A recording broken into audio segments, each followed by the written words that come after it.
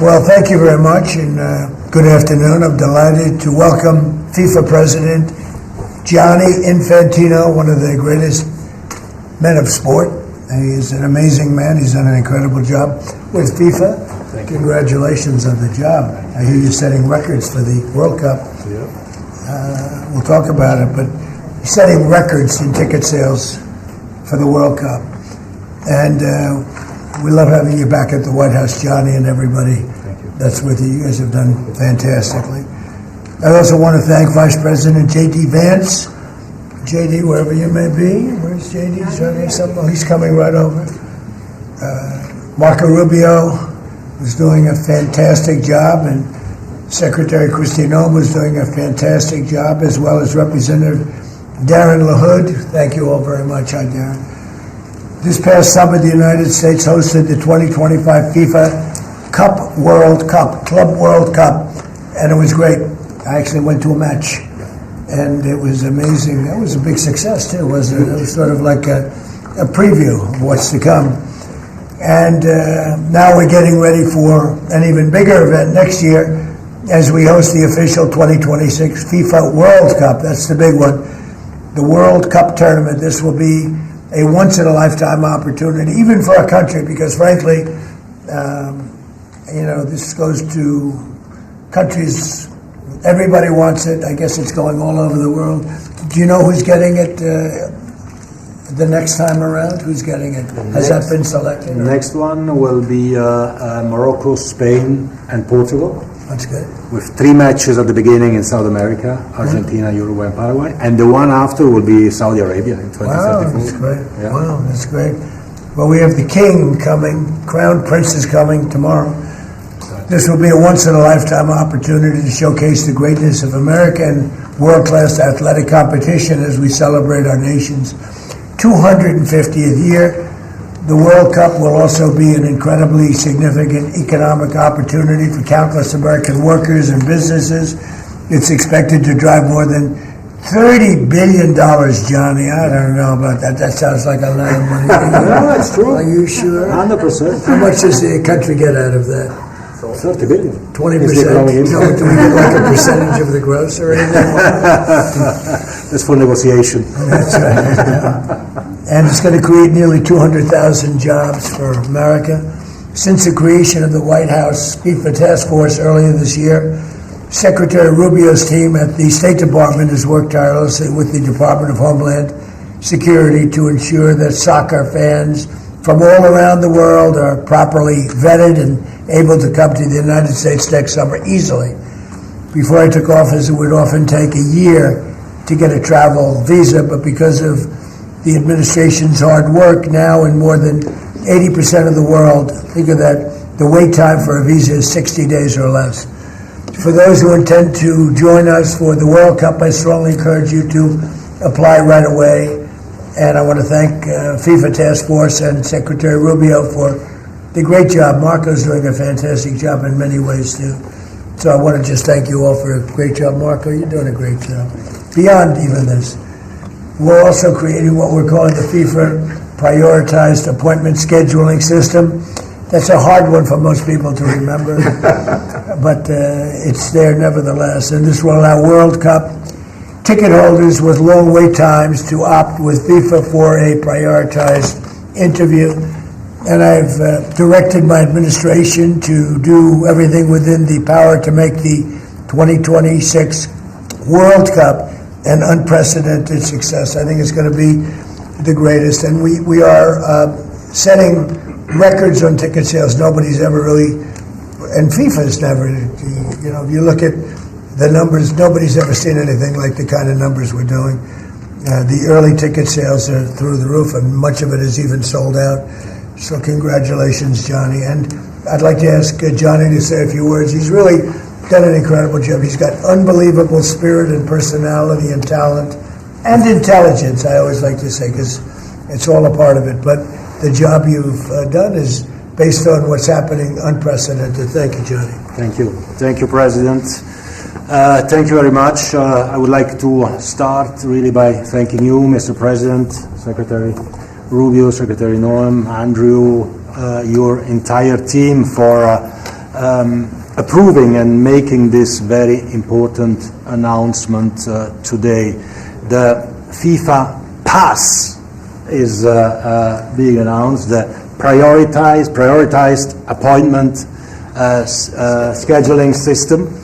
That's the way people will remember it. So if you have a ticket for the World Cup, you can have a prioritized appointment to get your visa, because we said it the very first time we met, Mr. President, America welcomes the world. America will welcome the world here next year. We will have between 6 and 7 million tickets sold for the matches. We will have between 5 and 10 million people coming to America from all over the world to enjoy the World Cup. And with this FIFA Pass, we can make sure that those who buy a ticket that are legitimate football fans or soccer fans, they can come and attend the World Cup in the best conditions, starting from getting their visa and then coming, of course, in the country to enjoy.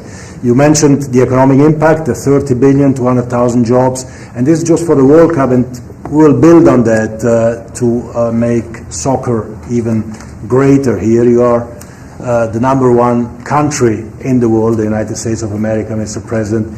You have to be the number one country as well in the number one sport in the world. So we have to work for that, and we will do that, and the World Cup will be very, very significant in this respect. So big thank you to you, to the White House Task Force, to everyone involved, and we are celebrating next year not just the 250 years, but also the greatest and most inclusive World Cup ever. We'll have 6 billion people watching. We have the draw coming up on the 5th of December here at the Kennedy Center in Washington, D.C. 1 billion people watching the draw to find out who plays whom and where. We have 32 teams already qualified. Before or by tomorrow night, we'll have 42 out of 48 qualified. So a quarter of the world will be here, and we are looking very much forward. So thanks for the support, thanks for the great work, and always happy to be here at home, if I can say that. You are home. We are. This is a beautiful trophy right there. Yeah. You are, and a big part of it too. Marco, would you say a few words? Yeah, thank you, Mr. President. First of all, for getting the games, because this happened in your first term when the Cup came here, and it's a major undertaking. So we've deployed over 400 additional consular officers around the world to deal with that, in some cases doubling the size of the consular presence in our embassies in certain countries. And the good news now is that about 80% of the world you can get an appointment within 60 days. It used to take, half a year or longer, and now sometimes it took, now you can get it in less than 2 months, where in places it took over a year. In places, for example, like Brazil and Argentina, it took over a year to get an appointment. Now you can get it in less than 2 months. So our advice to everybody is, if you have a ticket for any of the games, you need to apply if you haven't done so as soon as possible. Don't wait till the last minute. Your ticket is not a visa. It doesn't guarantee admission to the U.S. It guarantees you an expedited appointment. You're still going to go through the same vetting. We're going to do the same vetting as anybody else would get. The only difference here is we're moving them up in the queue. We're moving them up faster. But my advice to everyone that's watching around the world is, if you intend to come to the games, you have to have a ticket. You need to apply. Apply as soon as possible. You're going to get your interview within 6 to 8 weeks, and move forward from there. Don't wait till the last minute to do it. Thank you. Mr. Congressman, would you like to say something? Well, first of all, Mr. President, none of this would have happened without your leadership securing this during your first term. I tell my colleagues all the time, this will be the largest sporting event in the history of the world. We expand from 32 to 48 teams for the first time ever. We're doing it with Mexico and Canada, but obviously the 11 host cities will be here in the United States, and it's going to have a $30 billion impact economically in this country. And so it has been a team effort by everybody, but I also want to thank President Infantino and obviously you, Mr. President, and your entire team, Andrew and Nick and everybody. It is going to be an unbelievable sporting event next summer. It's going to be great. It's going to be great. Andrew, would you like to say something? Sure, I think we'll have somebody much more important. much more important, and honestly, without her work, without Secretary of State Rubio's work in the State Department, this would not happen. Without your leadership and your vision, this would not have happened. I think 2 key points. One, the Secretary of State already highlighted. This is a welcoming message to the world. without going around the safety and security procedures. It's so key to make sure that this World Cup is safe and secure, and the White House Task Force is working every day to make sure that's the case. And also, as Congressman LaHood said, the economic benefits for American businesses, both small and large, from a $30 billion event like this. So really, thanks to all the White House Task Force members, from Secretary Rubio to Secretary Noem. The 2 notice of funding opportunities that went out to the cities and states last month were really key from the safety and security perspective. To Deputy Chief of Staff Luna, who is integral in this whole process, to the White House Task Force members that are standing in the back of the room today and that couldn't be here. Without your hard work, this would not have happened, and I really can't thank you enough for really the best team I've ever been a part of. And also to FIFA, to the President Gianni Infantino, my good friend Carlos Cordiero, your desire to make this World Cup the best yet, it's contagious. Every single day I come in and think, what can we do to make this even better? And Mr. President, your vision more than anything. I think it takes a unique visionary to be able to go and see a sporting event and realize that this can be one of the greatest cultural events in world history. And I think there are very few people, aside from the 45th and 47th President of the United States, Donald J. Trump, that can do that undertaking. So thank you. Thank you very much.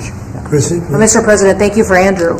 Thank you for making him the head of our FIFA task force. He's fantastic. And Nick has been a rock star in facilitating all of our meetings, getting everybody together, and making sure that we're prepared to host this event. And it's going to be the world's largest sporting event ever hosted, and it's happening under your leadership. So every department has been working, but the Department of Homeland Security is working on making sure people can travel here safely. They know that they're welcome to the United States, that each of these events will be cooperative events with our cities to make sure that security needs are met. We put out over $600 million worth of grants to the 11 host cities that they'll have the advantage to partner on technologies and screening technologies, drone technology, counter UAS as well will be implemented. So we'll be prepared to host it safely, but also with Marco's leadership at the State Department, making sure that people that come in on these tourist visas are coming in thoroughly vetted, just like anyone who would travel here, and they would come and enjoy our country, and then they would go home in a timely manner. So we're excited about that, and we're excited to partner with you, Mr. President, on creating memories for people around the world that will make them not just fall in love with the United States, but also fall in love with the sport of soccer. Well, thank you. How many games are there, Johnny, total? Total 104 games, meaning 104 Super Bowls in 1 month. This is the magnitude of the event. When you think, It is. It's incredible. it's going to be the biggest sporting event we've ever had. It's like having 104, or even if you cut it in half, 50, 60 Super Bowls, right? That's okay too. Any questions, please? Mr. President, can you just take us through this FIFA Pass idea that you guys are talking about here? How exactly is it going to work for ticket holders to this big event that the United States is hosting? I'll let my guys do that because they can do it much better. And either one of you two, Nick, would you like to talk about it? Sure. Well, Mr. President, without your leadership, this would not happen. And we came in 10 months. We have a system that's going to welcome the world. The greatest host in the history of the world is going to host the world here. Basically, this system allows folks with a FIFA ticket purchased through FIFA to go through the FIFA portal. That is then going to get prioritized with the State Department, so that those appointments are going to be had before existing appointments, so that people, when they buy tickets, they have confidence that they're going to be able to come to the games and spend their money and travel this country and do all the things that they want to do and enjoy the game. So it's an incredible vision that the President executed here. Within 10 months, we started with really not that much. And so this whole team here, with the President's guidance, has made this possible. It's going to be the greatest games in the history of the world. Okay, do you have that? Yes, Yes. Not too complicated. Daniel, please. Daniel? Mr. President, you're talking about the economic impact of this. Billions and billions of dollars. This builds on the framework and the groundwork that you've built already up for a major year in 2026. Deregulation, energy independence, tax cuts, historic amounts of private sector investments. What do you envision for the 2026 economy when this event comes to town next year, too, on top of everything else? Yeah, it's just a huge economic boon to this. You know, we had a little shutdown that was caused by the Democrats, and this will make up for it many times over, so that's good. But I think it's the importance of the event all over the world is watching, and it really is. It's like having, many Super Bowls, actually. Each game is almost a Super Bowl. Some of them are I guess you could say bigger than Super Bowls. I guess when you get to the finals, it's of that level or more. Much more. Worldwide, I think it's got to be more. So that's great. You know, when Johnny and I made the deal, I never thought I was going to be president because I was supposed to be retired by that time, and I got a little lucky. So I'm very honored to have it. And we have the Olympics coming too. That'll be great. And the 250 is going to be right out on the lawn. You're going to have a UFC event with Dana White and his people. He's going to have the greatest card they've ever assembled. I was talking to Dana White the other day, and they're going to have the greatest card they've ever assembled, Johnny. So you'll be sitting up there with me, Darren. We'll be watching it. So right opposite the front door of the White House. That's going to be on June 14th. So it's really going to be an amazing period of time. But this is something very, very special. World Cup. All my life I've heard about it. Yep. Mr. President, I have a question about Venezuela, but can I just first ask, the health of the president's always news. Your voice sounds a little rough. Are you feeling all right?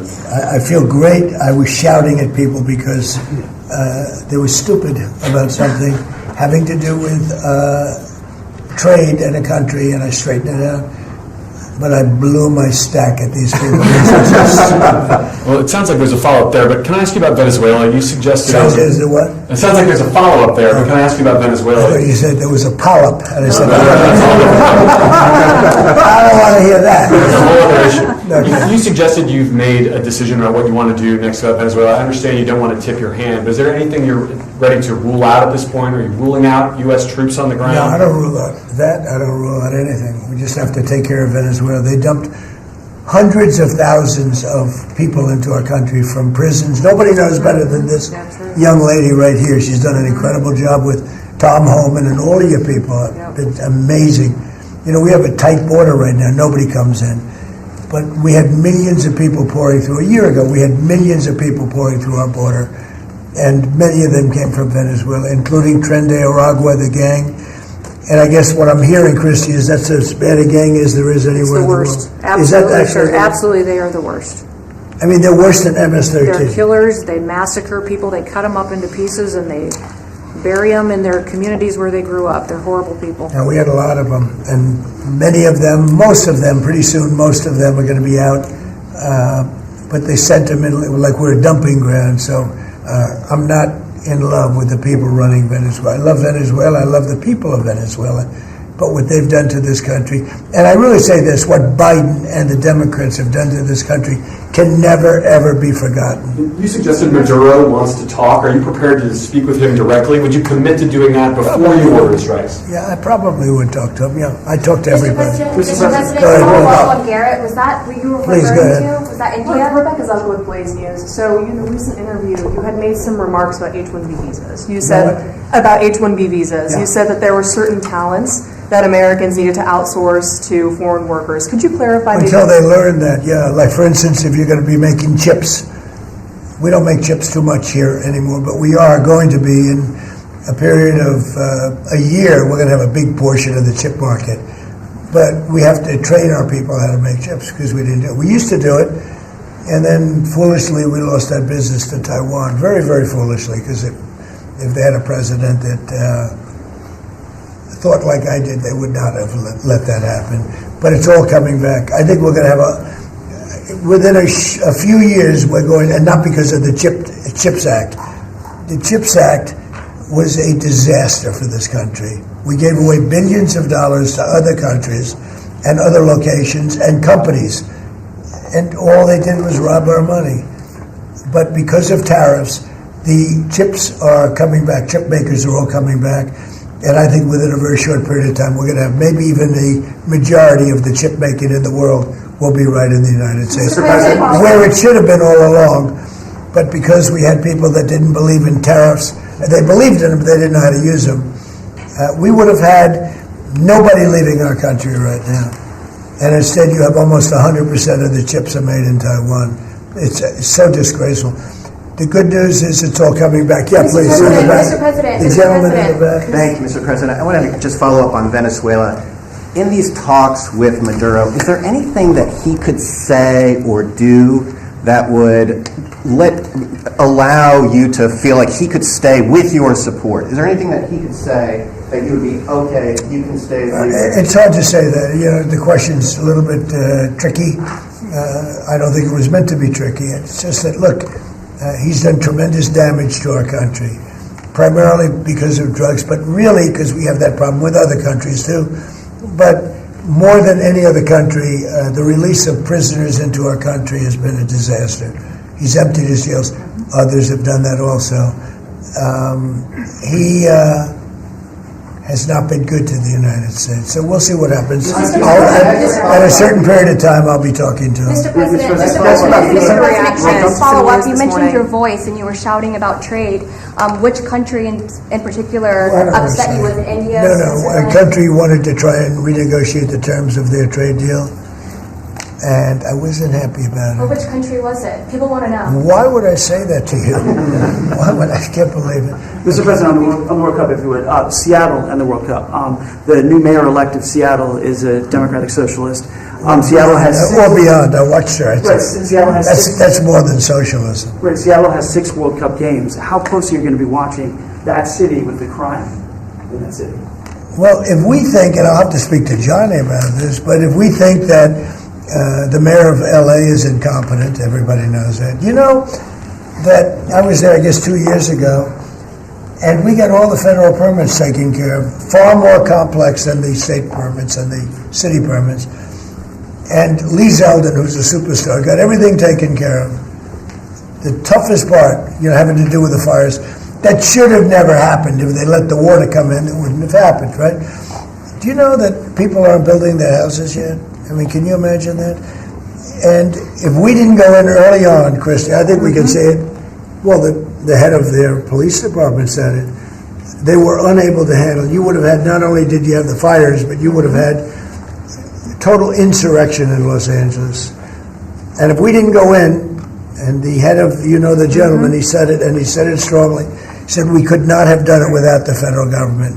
We did a great job.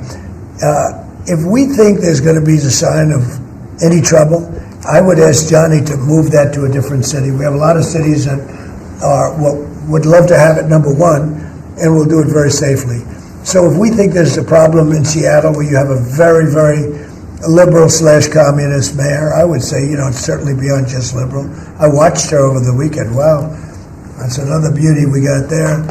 But if we think there's going to be a problem, Johnny, can I say we will move? I don't think you're going to have this problem, but we're going to move the event to someplace where it's going to be appreciated and safe. Yeah, well, I think safety and security is the number one priority for a successful World Cup. We can see today that people have trust in the United States when we see at the ticket sales, we sold, record-breaking figures of tickets, almost 2 million already sold out of 2 million that we have been selling. This is because people, they know that they will be coming here and they will experience a safe and secure World Cup. This is the responsibility, of course, of the government, of Secretary Norm, of everyone. And obviously, we will discuss. We are working together. We have a task force for this, and we must ensure that all fans coming from abroad or being here, they can experience a celebration of coming together of the sport, and this goes only with 100% safety. We are communicating with all these mayors about what their responsibilities are. They know the safety and security of these events is their number one responsibility, and we'll be there. The president's always there to keep Americans safe, but he also makes sure the people that know their responsibilities and that they're prepared to host these events and do so in a safe manner. Is there a timeline if that would happen? Yeah, go ahead, please.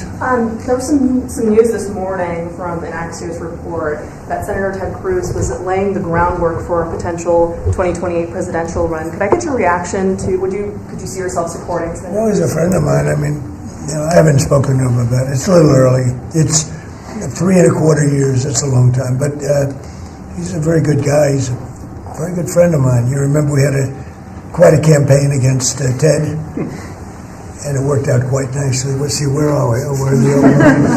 But I'm not that surprised to hear that. Mr. President, on the tariff exemptions, you had some recently on a variety of different goods. I'm wondering, are you ruling out going forward no more exemptions on products? You were mentioning a disagreement you had earlier. We've taken in hundreds of millions of dollars in tariff money. We're going to be issuing dividends later on, somewhere prior to, probably in the middle of next year, a little bit later than that, of thousands of dollars for individuals of moderate income, middle income. We're going to pay down debt. We have a lot of money from tariffs. If we didn't have tariffs, this nation would be in serious trouble. And we've taken in tremendous amounts of money. And you know what's more important than that? We've protected our businesses from being raided like we did with the chip business. Now we're bringing them all back. But we had 100% of the chip industry. And then they left. They went mostly to Taiwan and South Korea, but mostly Taiwan. And they have almost 100%. And we're going to have, within a short period of time, a big percentage of the chip business are coming back because of tariffs, because they don't want to pay the tariffs, because the tariffs will be very steep if they don't come back, and they've committed to come back. As you probably heard, Apple is now up to $700 billion. We have NVIDIA at $600 billion. We have tremendous amounts of money pouring in. Our country has become amazing again and really, really rich again. I will say this. We have a decision we're waiting for. It's a very big decision. The numbers that we've taken in, if you talk about investments, is trillions, not with a B, not with an M, millions, but trillions of dollars. I can't imagine having to give that money back on something that we're allowed to do. And the ones that are fighting us are countries, largely. They're back in countries that have been ripping us off for years, using tariffs to rip us off. And now we're able to defend ourselves. It really is a matter of national security, because economic security is national security. So I think you're going to see another thing happening. I think you'll see food prices. They've come down very substantially since Biden. But I think you're going to see food prices coming down very substantially. Saudi Arabia, tomorrow you're hosting Saudi Arabia. Are you planning to sell F-35s to Saudi Arabia? Yeah. And also, are you looking at doing a similar security agreement like we did with Qatar? Yeah, no, I am planning on doing that. Yeah. You're going They to sell want to buy. They've F-35s? been a great ally. They've got to like us very much. Look at the Iran situation, what we did in terms of obliterating, we obliterated their nuclear capability. Yeah, I will say that we will be doing that. We'll be selling F-35s. Mr. President, to clarify something you posted on Truth Social last night. You urged House Republicans to vote in favor of this Epstein release bill they're going to vote on tomorrow. I just want to be super clear on your position. Do you want to see that pass the Senate? Would you sign that bill if it gets to your desk? I do want to. Here's what I want. We have nothing to do with Epstein. The Democrats do. All of his friends were Democrats. You look at this Reid Hoffman, you look at Larry Summers, Bill Clinton, they went to his island all the time, and many others. They're all Democrats. All I want for people to recognize the great job that I've done on pricing, on affordability, because we brought prices way down, but they're going way lower, on energy, on ending 8 wars and another one coming pretty soon, I believe. We've done a great job. And I hate to see that deflect from the great job we've done. So I'm all for it. We've already given 50,000 pages. You do know that. Unfortunately, like with the Kennedy situation, with the Martin Luther King situation, not to put Jeffrey Epstein in the same category, but no matter what we give, it's never enough. With Kennedy, we gave everything, and it wasn't enough. With Martin Luther King, we gave everything, and it's never enough. We've already given, I believe the number is 50,000 pages. 50,000 pages. And it's just a Russia hoax as it pertains to the Republicans. Now, I believe that some of the people that we mentioned are being looked at very seriously for their relationship to Jeffrey Epstein. But they were with him all the time. I wasn't at all. And we'll see what happens. What I just don't want Epstein to do is detract from the great success of the Republican Party, including the fact that the Democrats are totally blamed for the shutdown. You know, they cost our country hundreds of billions of dollars with that, at a lot of inconvenience. So I'm for I don't. They can do whatever they want. We'll give them everything. Sure, I would. Let the Senate look at it. Let anybody look at it. But don't talk about it too much, because honestly, I don't want to take it away from us. It's really a Democrat problem. The Democrats were Epstein's friends, all of them. And it's a hoax. The whole thing is a hoax. And I don't want to take it away from really the greatness of what the Republican Party has accomplished over the last period of time. Yeah, The shutdown is now over. And administration officials had said when the shutdown ends, they'll reevaluate the farmer relief. Now we have the deal with China. So is the administration still looking to dish out farmer relief now that the government is back open? Yeah, we want to. I'm always going to help our farmers. So are you still looking to do I would relief? do that, yeah. If they need relief, we'll be there for them. We're going to always be for our farmers. So what are you waiting Yeah, for? please, in the back. Mr. President, just speaking of the economic impacts of FIFA and possibly moving to another city, some games if you feel it's crime, is there like a timeline that you would do that? Because these cities, there's sponsorships, there's economic impact for these communities. Sure. Is there Well, you know, the governors are going to have to behave. The mayors are going to have to behave. You know, in the case of California, you have a problem. You have high crime, and you have a place that just suffered great fires and everything else, and they didn't do a very good job. And if we didn't go in from the crime standpoint, you would have had a disaster. It would have been, it was not going to be handled properly. It wasn't able to be. The head of the police said without, as I said, without the federal government, they could not have done it. So here's the story. I love Los Angeles. If they want help during this, I would love to send in National Guard or whoever's necessary to help them. I want it to be great. I'd love it to be in Los Angeles. I love the place. It's a natural for Los Angeles. If we think there's going to be crime, if we are obstructed by the governor, and maybe he won't obstruct, maybe it'll be great. But I'd love him for him to call and say, you know, we'd like to have some extra help. Because if there's even a hint of a problem, we want to get in there before the problem occurs. We want to make it totally safe for Johnny and FIFA and all of the great people that are going to be there, and I think that's going to happen. I would be honored to help California if they're going to have a problem, and if they think they're going to have a problem, they should say so. We can be in there in 24 hours notice and do a great job. But does that mean by the year, by the end of the year, by the end of the first quarter? Well, I think this: if they would tell us now, they're not going to have a problem, because if we go in, they don't have a problem. Look at D.C. There's no crime in D.C. anymore. And D.C. was a mess. If they want us to go in, I'd like them to tell us right now. But if we go in, there will be no problem. There will be no crime. What's the message then to like local businesses who are considering sponsoring an event? Tell your governor to ask for federal help.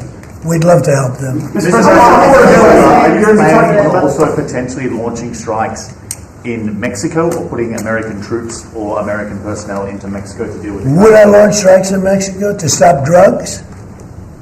It's okay with me.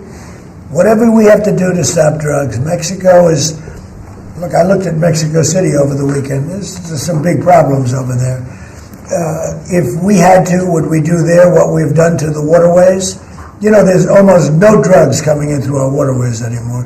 Isn't it down like 85%? It is, sir. I don't know who the 15% would be. Yep. It wouldn't be you. No, that's for sure. No, I think it's been...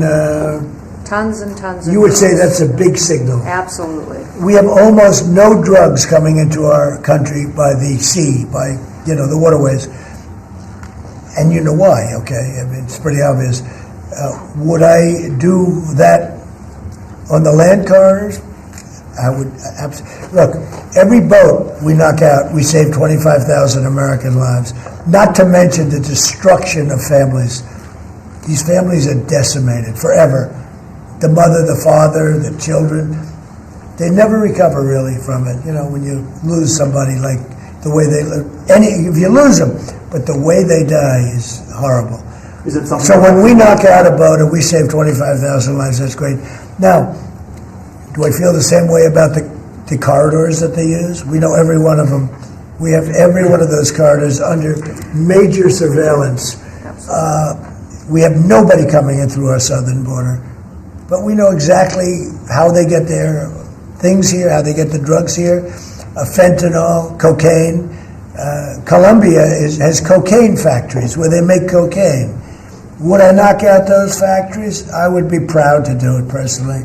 I didn't say I'm doing it, but I would be proud to do it because we're going to save millions of lives by doing it. Would you only do it with Mexico's permission, though? I wouldn't answer that question. I've been speaking to Mexico. They know how I stand. We're losing hundreds of thousands of people to drugs. So now we've stopped the waterways, but we know every route. We know every route. We know the addresses of every drug lord. We know their address. We know their front door. We know everything about every one of them. They're killing our people. That's like a war. Would I do it? I'd be proud to. I'd probably go into Congress and say, hey, and you know what? The Democrats and the Republicans would both agree, unless they're crazy. And they are a little crazy on the Democrat side. But we have lost hundreds of thousands of people a year, death. And that's not talking about family destruction, that's talking about death. And much of it comes through Mexico. So let me just put it this way. I am not happy with Mexico, okay?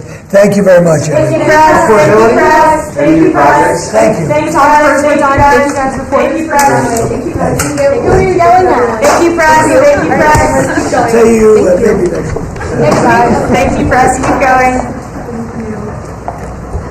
Thank you, press. That's us. We're press.